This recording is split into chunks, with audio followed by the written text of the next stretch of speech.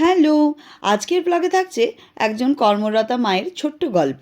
কালকের মিনি ব্লগে বলেছিলাম না আপনাদেরকে, অফিস থেকে ফিরছিলাম যখন খুব ইচ্ছে করছিল গরম গরম পকোড়া, মুড়ি আর লাল চা খেতে, কারণ কালকে ব্যাঙ্গালোরে বেশ ভালো বৃষ্টি হয়েছিল। তাই আজ অফিস থেকে বাড়ি ফিরেই ফ্রেশ হয়ে হাত মুখ ধুয়ে প্রথমেই ঠাকুর ঘরে গিয়ে আগে সন্ধ্যা প্রদীপ জ্বালালাম।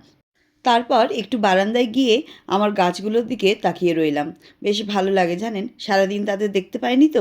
সারাদিনে ক্লান্তির পর গাছের সবুজ পাতাগুলো দেখলেই মনটা আপনার ভালো হয়ে যাবেই যাবে। তারপরে আবার এরকম একটা বেশ সুন্দর মিঠের হাওয়াও বইছে। আর দেখুন এই পাশে বৃষ্টিটা একটু কম হয়েছে, কিন্তু আমাদের ওপাশে বৃষ্টি বেশ ভালোই হয়েছিল। এরপর তো সোজা গেলাম রান্নাঘরে। ভাবলাম আজ যখন ইচ্ছে হয়েইছে একটু পকোড়া মুড়ি খাওয়ার, গরম চায়ের সাথে খাবোই খাবো। আর ভাবলাম আমার হাজব্যান্ডকে একটু সারপ্রাইজ দেওয়া যাক। আমার হাজব্যান্ড তখনও অফিস থেকে বাড়ি ফেরেনি, রাস্তায় রয়েছে। ঋদ্ধিকে হালকা স্ন্যাক্স দিয়ে বসিয়ে দিলাম পড়তে, ওর তো এক্সাম চলছে। ও আমাদের সাথে রেডি হলে তারপরে খাবে। আর এটা দেখে মনে পড়ছে ছোটোবেলাকার কথা, এটা ঋদ্ধিকে কিনে দিয়েছিলাম। দেখুন কি সুন্দর লাগছে, হাওয়াতে ঘুরছে। চলুন এবার রান্নাঘরে যাওয়া যাক।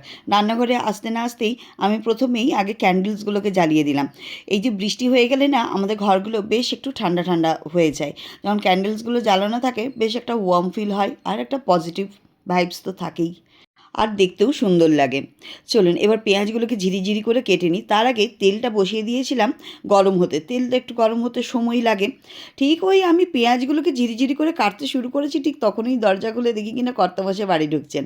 রান্নাঘরে উঁকি দিয়েই হেসে বলল, আজ আমারও খুব পকোড়া খেতে ইচ্ছে করছিল, আর তুমি তো আগে থেকেই বানাতে শুরু করে দিয়েছো। খুব ভালো, চলো আমি লাল চাটা বানিয়ে দেবো। সত্যি কথা বলতে আমার হাজব্যান্ড চা বানাতে ভীষণ ভালোবাসে, চাই সেটা লাল চা হোক বা দুধ চা হোক। তো ওর মুখের এই হাসিটা থেকে আমার সারা দিনের ক্লান্তি এক মুহূর্তে উধাও হয়ে গেল। আর যখন বাড়ি ঢুকেছিলাম তখন তো ঋদ্ধি একদম জড়িয়ে ধরেছিল। মানে বলে না, সমস্ত ক্লান্তি শেষ ওখানেই। সত্যি পরিবারের মানুষগুলোর মুখে হাসি ফোটাতে পারলে দিনের সব পরিশ্রম সার্থক হয়, তাই না বলুন তো? আমার তো তাই মনে হয়। পকোড়ার আর কী রেসিপি দেবো আপনারা তো প্রত্যেকেই জানেন। ওই বেসনের সাথে নুন, একটু অল্প চিনি, হলুদ আর আজওয়াইন দিয়েছি, আর খাবার সোডা দিয়েছি, আর জল দিয়ে ফেটিয়ে দিয়েছি।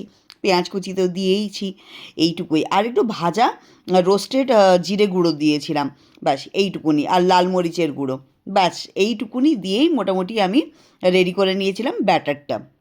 জানেন তো, অনেকের ধারণা আমরা বেঙ্গালুরুতে থাকি মানে খুব বিলাসবহুল জীবন, অনেক টাকা রোজগার করি, কোনো চিন্তাভাবনা নেই, ভীষণ ল্যাভিশলি লাইফ লিড করি, এরকম ধরনের ভাবে। কিন্তু বাস্তবটা একেবারেই অন্য রকম। এটা ওরা জানেই না। এখানে প্রতিদিন কাজ, সময়ের সঙ্গে দৌড় ঝাঁপ, ট্রাফিক, সংসার, বাচ্চার পড়াশুনো, এডুকেশন, বাচ্চাকে স্কুলে পাঠানো, বাচ্চার শরীর স্বাস্থ্য দেখা, নিজেদের শরীর স্বাস্থ্য দেখা, ব্যাঙ্গালোরের ওয়েদারের সাথে নিজেকে মানিয়ে নেওয়া, আরও কত যে দায়িত্ব আছে, সব কিছু একসঙ্গে সামলাতে হয়। চাকরির নিশ্চয়তা আগের মতো আর নেই, তাই ভবিষ্যতের কথা ভেবেও প্রতিনিয়ত পরিশ্রম করতে হয়। বাইরে থেকে যতটা সহজ দেখায়, ভেতরের লড়াইটা ততটাই কঠিন। তাই নয় কি? যারা ব্যাঙ্গালোরে থাকে তারা অবশ্যই আমাকে কমেন্ট করে জানাবেন তো আমি ঠিক বললাম কি না। আর অনেক সময় মনে হয় আমরা যেন একটা স্যান্ডউইচ জেনারেশন। একদিকে অফিসের দায়িত্ব, অন্যদিকে সংসার, সন্তানের পড়াশুনো, পরিবারের দায়িত্ব, যত্ন, সব কিছু। তবুও জীবন তো আর থেমে থাকে না।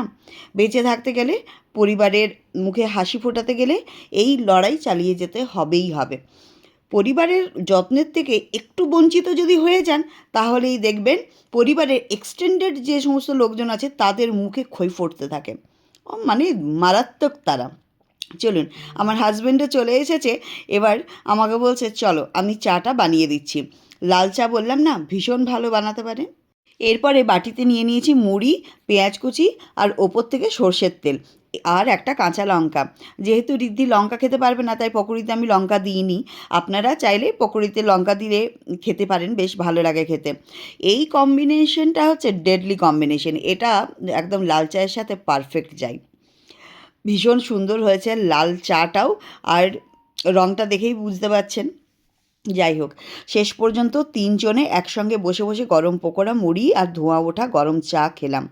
সেই মুহূর্তে মনে হচ্ছিল দিনের শেষে পরিবারের সঙ্গে এক টেবিলে বসে দুটো হাসির গল্প, ঠাট্টা, ইয়ার্কি, স্কুলের দিনগুলো কেমন গেল, স্কুলে এক্সাম কেমন হলো, আমাদের সারাদিনের যে অফিসের ধকল কেমন হলো, এই মুহূর্তগুলো ভাগ করে নিতে পারাটাই আসল সুখ। আর আমার মনে হয় এটাই ভগবানের আসল আশীর্বাদ।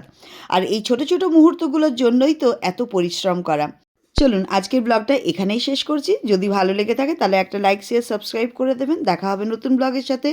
আর আপনারা সবাই ভালো থাকবেন, সুস্থ থাকবেন। টাটা।